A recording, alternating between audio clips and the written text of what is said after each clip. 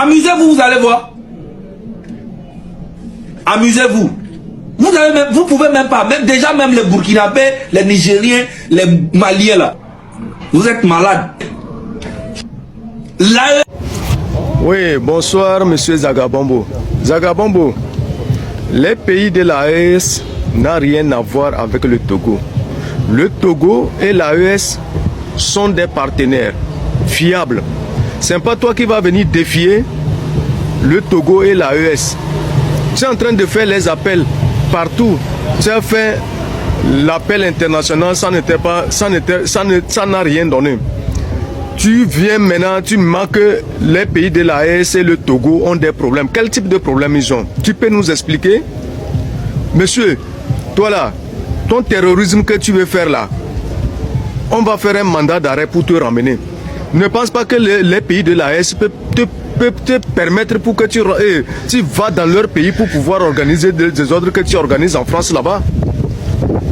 Tu as tenté de déstabiliser le Togo pour que l'AES puisse tomber. Maintenant, le Togo n'est pas déstabilisé. Tu veux profiter, mettre le Togo, mettre le conflit entre le Togo et l'AES. D'ailleurs, même qui te connaît. Un bâtard comme toi qui te connaît jusqu'à ce que la personne va se permettre de dire de t'écouter. Les pays de l'AES sont très intelligents. C'est ceux qui gouvernent l'AES là. Ce ne sont pas des tarés comme ton Macron que tu es en train de vivre avec lui en France. Toi-même, quand tu vois ceux de l'AES là, tu penses que c'est des gens tarés comme toi? Monsieur, il faut te faire foutre ailleurs. Toi là, on ne sait même pas d'où tu viens. La haine que tu as en toi là, la haine là va terminer avec toi. Mais on sait qu'un matin là, tout va finir. Ne t'en faites pas. C'est Dieu qui fera, peut-être tu vas dérouter et aller dans les pays de l'AES. Tu verras là où tu vas terminer ton séjour. Tu vas terminer à Lomé. Il ne faut pas commencer par mentir ce que tu ne connais pas là, tu vas mentir. Les pays de l'AES ont quoi avec le président de l'AES, a quoi avec le Togo? Le Togo est un pays très fiable à l'AES. Quand ça n'allait pas, les Alassane Ouattara, Patrick Talon, la Guinée, ils avaient tout bloqué. Le Niger et ils avaient tout bloqué. Pour le Niger, pour le Mali, le Burkina, ils avaient bloqué leur port. C'est le Togo seulement qui était l'unique pays qui avait ouvert son port pour eux. Aujourd'hui, l'AES doit avoir quoi avec le Togo? Il n'a rien. Même la population de l'AES soutient le Togo. Ils soutiennent le président fort dans sa gouvernance. Parce qu'il a été quelqu'un crédible lorsqu'ils avaient des problèmes. Qu'est-ce que tu veux dire par là, monsieur? Pourquoi ces mensonges pareils là? Tu es en train de discréditer les responsables de cette manière-là. Tu penses que c'est une guerre médiatique que tu peux faire et puis gagner ta lutte? Ta lutte-là, ça ne peut jamais aboutir. Mais je ne te mens pas. Peut-être cette lutte peut aboutir, peut-être derrière nous. Notre ère là, ça ne peut pas aboutir. Ça, il faut le croire. Il faut écrire dans des archives déposées. Ça serait après nous que toi, tu peux peut-être rentrer au Togo. Mais si tu penses que nous, on serait là ici, et que tu vas essayer de mentir, tu vas essayer de diffamer le caractère des responsables de l'AES, on va te jouer, tu ne peux même pas supporter. Tu penses que ton Ouattara, quand tu vas en Côte d'Ivoire, Ouattara vendu là par la France, et que tu vas en Côte d'Ivoire, il te laisse faire ces bêtises-là. Tu penses que c'est ce que nous faisons ici? L'AES a des gens très disciplinés. Ils ne sont pas des rebelles, des impolis comme toi, Zagabambo. C'est quel bagaille? Un Touareg.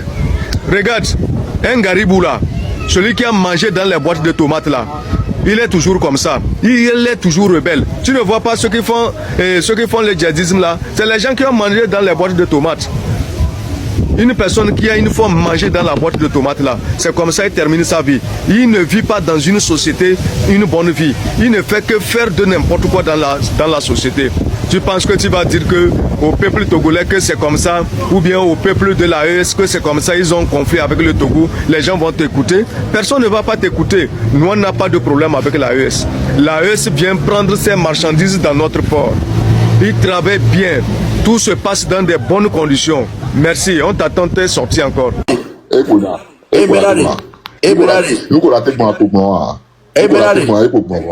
On va capturer contre toi. Ma où est non là?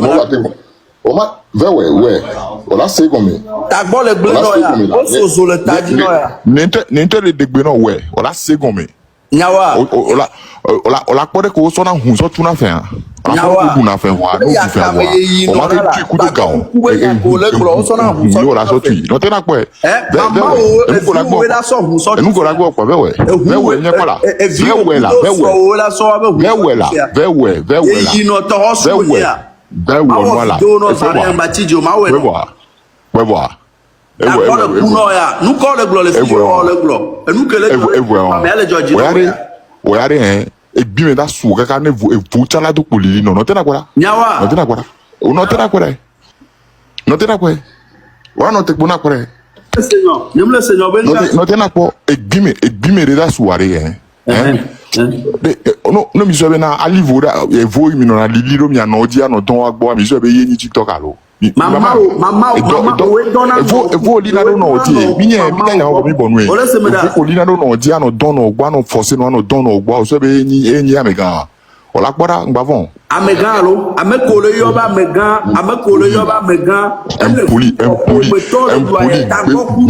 gbeme la onye mi wa mi ko no e mo ko ye yin no ko nya amekole yo ba ele mo klime wo le mo so Bime da suwa bime de da suwa de bime de da suwa benade bime le da suwa mawa no te na kore wa gbe no te bona kora wa non jouer star non jouer et nous superman internet a dit bime da suwa de bime da suwa no be dai do la gbe nyawa bime da suwa no be dai do la gbe no te na kore nyawa no te na kore non te na ko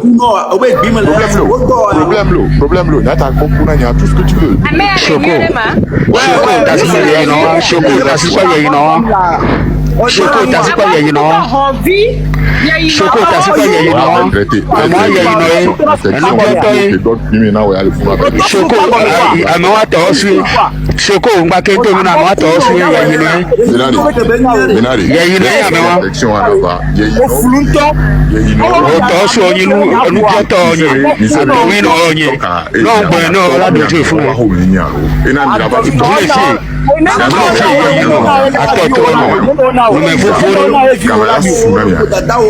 kamera suna mi ate neno le no o mjakua ni la gbe keke o mjakua ke no do na mi ami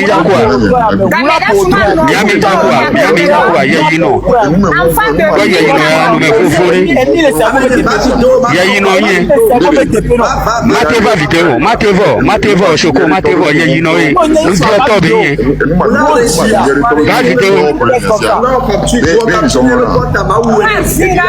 ye yi no ye Olemlo ho pachaji. Choco ho pachaji ho pachaji e bime da su kaka no tono be dai do no ya to dimi ani bime de sunyala no te no ya to dimi ani bime de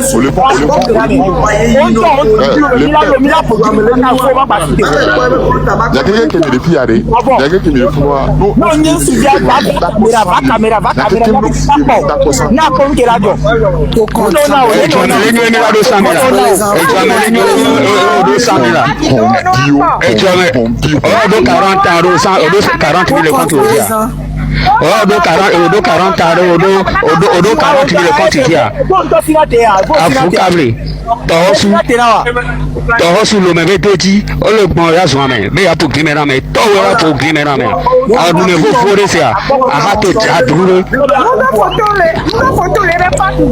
Mate da photo le profil de o so ni o gbon ni pora yo la na yo gaye. O so ni o gbon ni pora yo la na yo gaye. Tohosu amrima. Neno la ne ka I'm want to school for. Avec frère l'équipe. Ye no ye.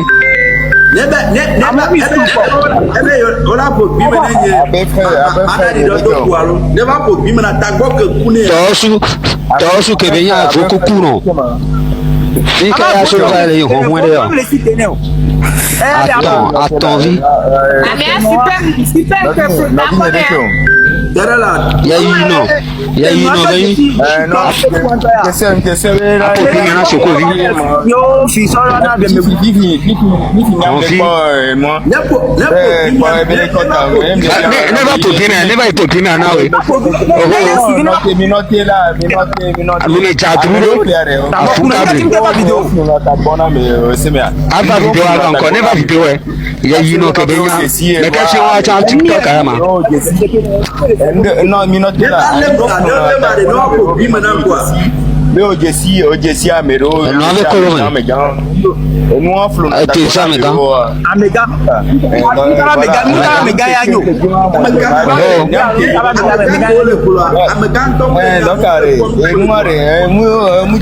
mi ato no keke ko lo ware o le won ware for nto mu lo Qur'an no keke ko lo e no keke for mu lo Qur'an ko lo ya ka me to be no me fo fo de mu le me no never see e bu mi to sia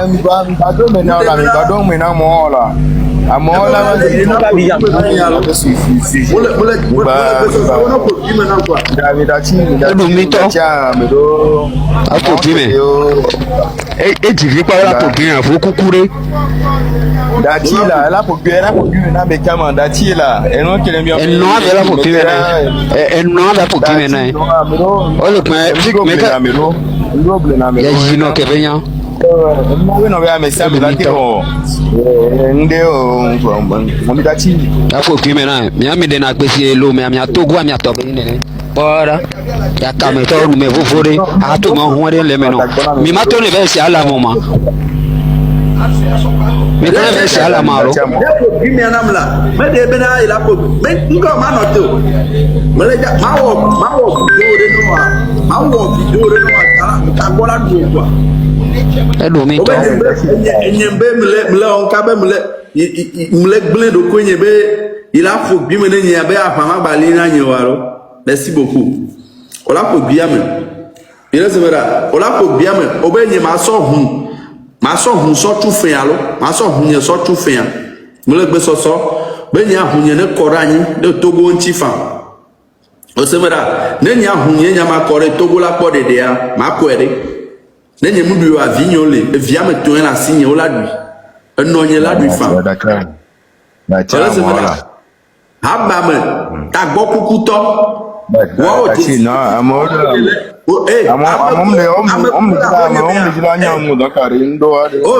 Okwa me yo ngbara maso me yo fion. Ya kamoko nia, maso photo de fion na kondesia. Maso photo ame vero fion. Okwa me ya. Abekele po wa. Okwe alo. Ta vie de tomber. Matroso enu aso fion.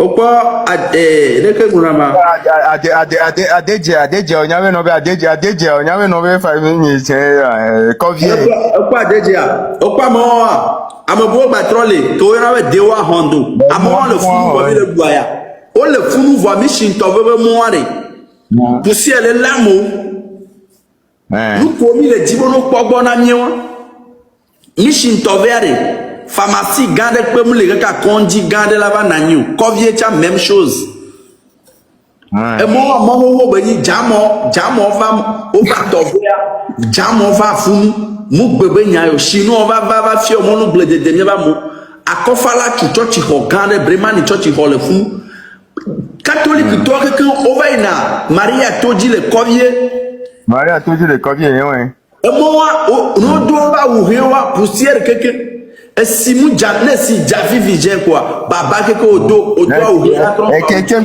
kengbo la itodia otona fort be no ba khwenti atoe ba khwenti kembre itoji no mi emiso be mi nya no de kunu nke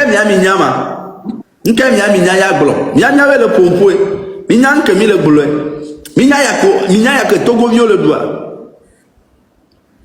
o globe enye bevu kenye mlo yo la ko he mi le doa mo le va do penye mi le se me va no mi le doa mo le va do penye nya be profil là et tiens mais les Voldemort vous avez fini avec les injures mais Voldemort moi je te dis ben regarde mon profil si tu as quelque chose à faire fais-le à moi Fais-le à moi. Je crois que bien sûr, c'est bien. Quelque chose ne vous trompe pas. Joue le Superman. Ok, si tu veux. Mais ça, ben non,